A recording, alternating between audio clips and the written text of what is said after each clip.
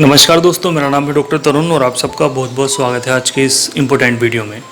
काफ़ी लोगों के कमेंट्स देखे मैंने, उनके गले में गांठें हो रही हैं और वो मेडिसिन पूछ रहे हैं। तो आज का वीडियो है दोस्तों कि अगर आपके गले में कहीं पे भी गांठ हो रही है तो उसके बारे में आपको बताऊंगा। गले के बाहर एक्सटर्नली मैं ग्लैंड्स की बात कर रहा हूँ, उनमें स्वेलिंग आई हुई है तो उसके बारे में आपको बताऊँगा कि कौन सी स्वेलिंग क्यों आती है और उसमें आपको कौन सी होम्योपैथिक मेडिसिन यूज़ करनी है। ओके, तो वीडियो को ज़्यादा लंबे ना करते हुए स्टार्ट करते हैं। आजकल के टाइम में देखा जाता है कि थोड़े से भी इन्फेक्शन से बच्चों के गले में गांठ बननी शुरू हो जाती हैं। ठीक है, जैसे कि सडनली आपने देखा होगा कि बच्चों के कई बार एक मिनट,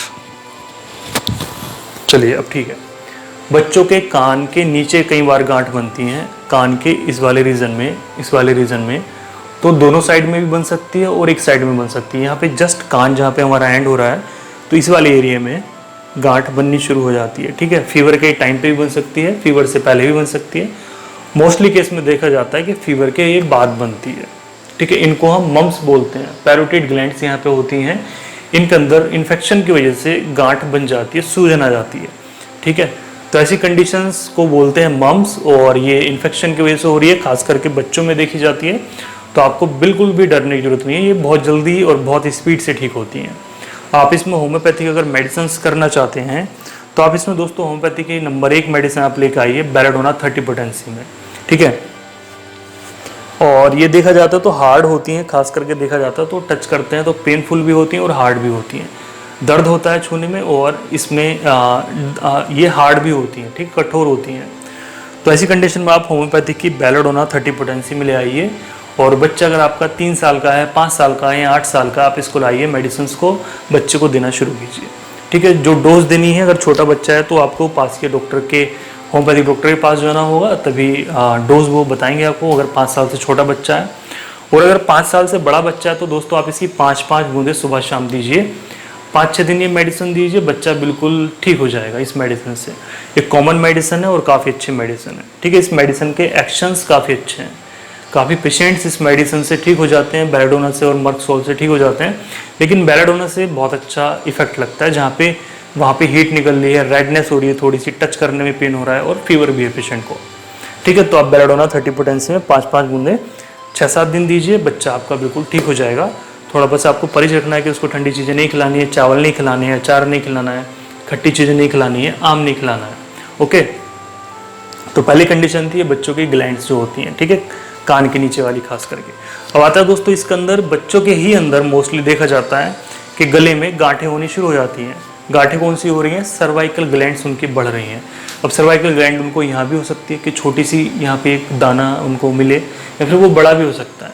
ठीक है, बच्चे के यहाँ पे भी मिल सकता है, एक भी मिल सकता है, ज़्यादा भी मिल सकता है, किसी भी साइड मिल सकता है। ठीक है, मतलब आगे से लेके पीछे तक गर्दन में कहीं पे भी छोटा सा आपको ग्लैंड स्वेलिंग मिल सकती है। ठीक है, तो ये सर्वाइकल ग्लैंड्स होती हैं, तो इसमें डरने की जरूरत नहीं है। आप डॉक्टर के पास जाते हैं तो वो टीबी की ग्लैंड्स बताते हैं, मोस्टली देखा जाता है तो और कुछ बच्चों की जो अपने आप घुल जाती हैं, सेल्फ डिज़ोल्व हो जाती हैं।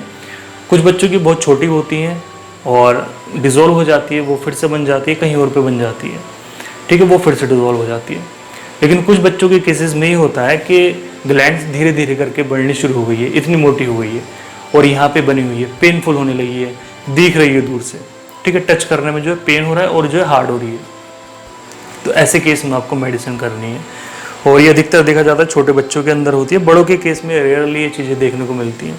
तो घबराने की जरूरत नहीं है, सर्वाइकल ग्लैंड्स होती हैं, होम्योपैथी में काफ़ी अच्छा इनका ट्रीटमेंट है और ये कोई ऐसी लंबी चौड़ी परेशानी नहीं होती है। ये जनरली अगर आपके बच्चे को ज़्यादा कोल्ड कफ वाली प्रॉब्लम रहती है या रिकरेंट फीवर रहता है, बार बार बुखार आता है, खांसी नज़ला रहता है या फिर टॉन्सिल्स हो जाते हैं, तो उसके इन्फेक्शन की वजह से बच्चों के अंदर ये ग्लैंड्स बन जाती हैं। जैसे इन्फेक्शन ठीक हो जाता है तो ये ग्लैंड्स सेल्फ डिसॉल्व हो जाती हैं, फिर से ठीक हो जाती हैं।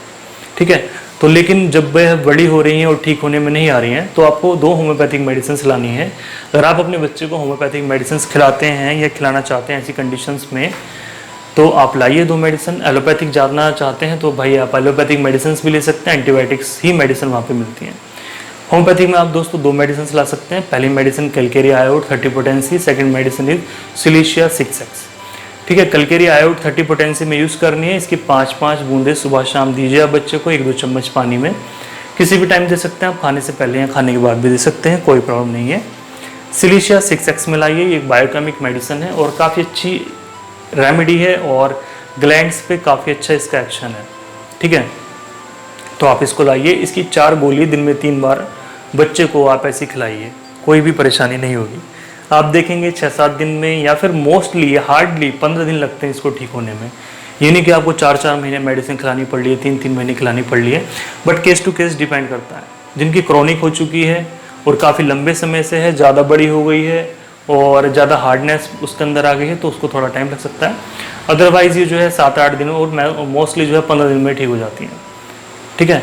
तो आपको घबराने की बिल्कुल भी जरूरत नहीं है। आप दोनों ये मेडिसिन लाइए और होम्योपैथिक मेडिकल स्टोर पे या फिर डॉक्टर से आप मेडिसिन लाइए, ठीक है। और नहीं मिलती तो आप इनको ऑनलाइन भी परचेज़ कर सकते हैं। आजकल जो है सभी मेडिसिन ऑनलाइन मिल रही है, ठीक है। तो ये हो गई है मेडिसिन। मेडिसिन का कोई वैसा साइड इफेक्ट नहीं है। और बच्चों के केस में मैं फिर भी हमेशा बोलता हूँ कि आपको डॉक्टर से सलाह करके ही मेडिसिन लानी चाहिए, ओके। तो ये दोनों मेडिसिन हो गई हैं सर्वाइकल ग्लैंड्स के लिए, जो बच्चों के गले में ग्लैंड्स होती हैं। अगली आती है दोस्तों थायराइड ग्लैंड, ठीक है। अगली सूजन आती है थायराइड ग्लैंड। जो हमारी थायराइड ग्लैंड होती है, ये हमारी नोच होती है, इसके दोनों तरफ यहाँ पे जहाँ पे मेरी उंगली रखी हुई है, ठीक है, यहाँ पे हमारी थायराइड के लोब होते हैं, राइट एंड लेफ्ट लोब होते हैं।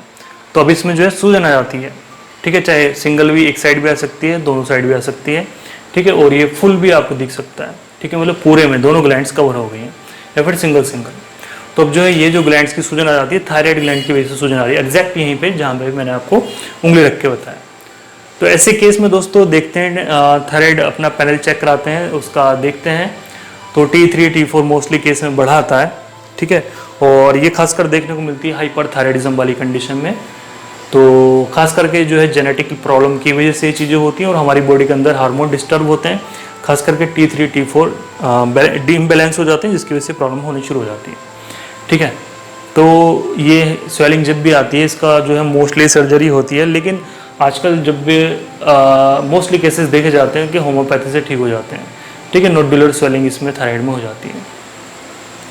तो दोस्तों आप इसमें जो है होम्योपैथिक में तो काफ़ी सारी मेडिसिन है, बट यहाँ पे इस केस में मैं आपको मेडिसिन का नाम नहीं बताऊंगा, क्योंकि ये जो केसेस होते हैं ये कॉन्स्टिट्यूशनल मेडिसिन से ठीक होते हैं। इसमें जो है बताने के लिए काफ़ी सारी मेडिसिन है। आप थायरोइडिनियम ले सकते हैं, आयोडियम ले सकते हैं, कलकेरिया आयोड ले सकते हैं, सिलिशिया ले सकते हैं, मर्कसोल ले सकते हैं, लाइकोपोडियम ले सकते हैं, मतलब केस टू केस डिपेंड करता है, ठीक है। थेरेप्यूटिकली मेडिसिन मैं यहाँ पे नहीं बताऊंगा आपको, क्योंकि इस तरह के केसेस जो ठीक होते हैं वो हमारे कॉन्स्टिट्यूशनल मेडिसिन से ठीक होते हैं। कि पेशेंट ने जो हमें सिम्टम्स बताए हैं, mental symptom, physical symptoms, general symptoms और एक पर्टिकुलर सिम्टम्स, मतलब बहुत सारे सिम्टम्स होते हैं होम्योपैथी में। सारी चीज़ें मालूम करके ही पेशेंट को जब मेडिसिन देते हैं तो वो ही मेडिसिन इसको ठीक करने की क्षमता रखती है, ठीक है। तो ऐसे केस में मैं आपको कोई मेडिसिन नहीं बताऊंगा। एक चीज़ और मैं आपको कंफर्म कर देना चाहता हूँ, क्लियर कर देना चाहता हूँ। काफ़ी लोग आते हैं क्लिनिक में, बोलते हैं कि डॉक्टर साहब हमारे टॉन्सिल हो गए हैं, ये देखो टॉन्सिल हो गए हैं।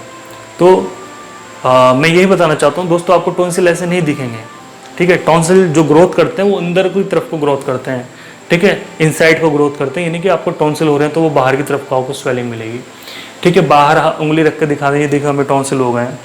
अंदर देखते हैं मुंह के अंदर तो उनको टॉन्सिल नहीं है, ठीक है। तो आपको इस तरह का भ्रम नहीं पालना। अगर आपको थोड़ी सी भी सूजन आई हुई है सर्वाइकल ग्लैंड की तो आपको टॉन्सिल नहीं हुए हैं। टॉन्सिल जब भी आपको देखने हैं तो मैं ऊपर पिक लगाऊंगा, ये मुंह के अंदर ही आपके इनसाइड ही ग्रोथ होती है, ठीक है। टॉन्सिलाइटिस तभी होता है। तो ये थी मेन चीज़ जो देखने को मिलती है आजकल गले की प्रॉब्लम में, और ख़ास करके गले की सूजन जो आ जाती है, जो ग्लैंड्स बढ़ती हैं वो खास करके सर्वाइकल ग्लैंड्स ही बढ़ती हैं और इन्फेक्शन में बढ़ती हैं, एडल्ट्स में कम बढ़ती हैं और बच्चों में ज़्यादा बढ़ती हैं। तो यहाँ पे दोस्तों मैंने सिंपली आपको क्लियर कर दिया, एग्जैक्ट लोकेशन भी मैंने आपको बता दिया, तो अब आपको कंफ्यूज होने की बिल्कुल जरूरत नहीं है और आप मेडिसिन ले आइए अगर आप होम्योपैथिक मेडिसिन यूज़ करते हैं। तो आज के वीडियो में इतना ही। वीडियो अच्छा लगे तो वीडियो को लाइक कर दीजिए, चैनल पे नहीं है तो चैनल को सब्सक्राइब कर लीजिए। Thank you so much.